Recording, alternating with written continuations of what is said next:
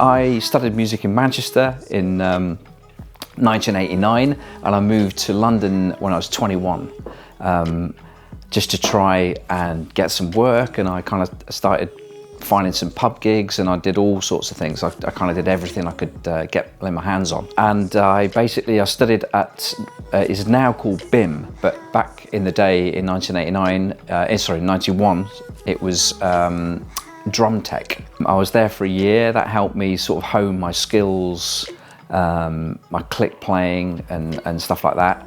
My first proper gig that I got in 1994, so I kind of, I bummed around in London, meeting people, kind of catching up with as many people as I could and making as many contacts as I could.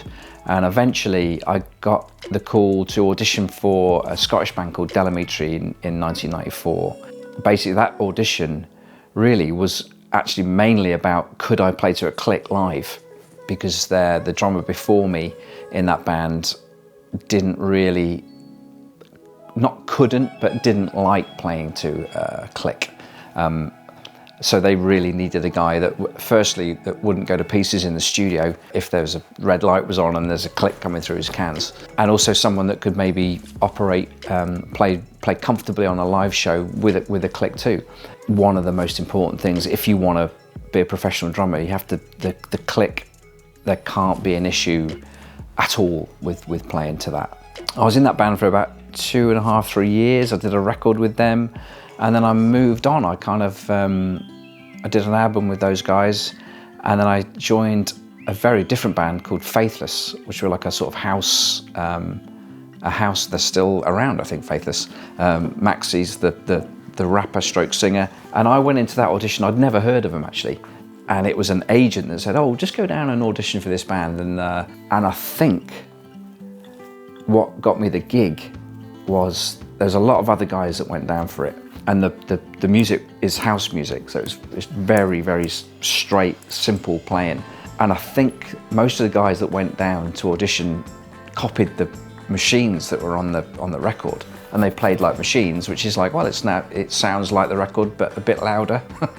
And I just had fun. I kind of really enjoyed playing with them, and when the drum fills came up, I did sort of flamboyant sort of drum fills. I wouldn't do the ones like a house beat. I wouldn't do those kind of machine fills. It's like, why would I do that?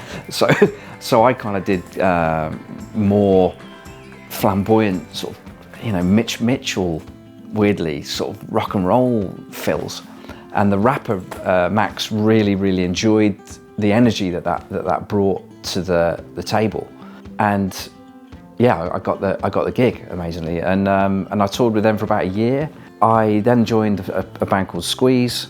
Simultaneously, really, my recording career started to happen.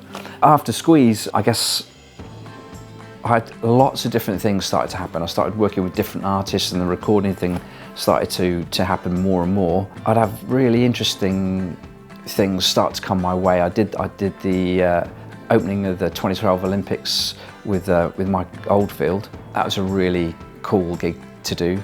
Rehearsing down at the stadium and watching everything sort of develop, that was a very cool gig.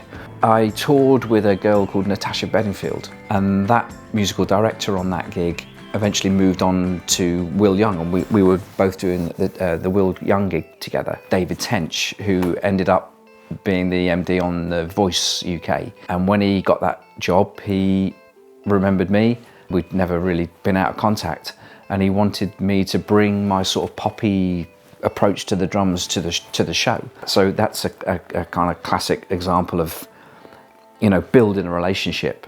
You just never know. You'll be doing a pub gig with someone, they'll like you playing, and the next thing you're in a top 40 band because that bass player or guitar player would have recommended you. And what I say to a lot of younger musicians from the very beginning, where I said when I moved to London and I would play in pubs and I'd try and meet as many people as possible, that for me this business, it's the people that obviously will get you the gigs, but you have to be out there and meeting those people and creating relationships with those producers and MDs and other musicians and hopefully relationships with people will develop.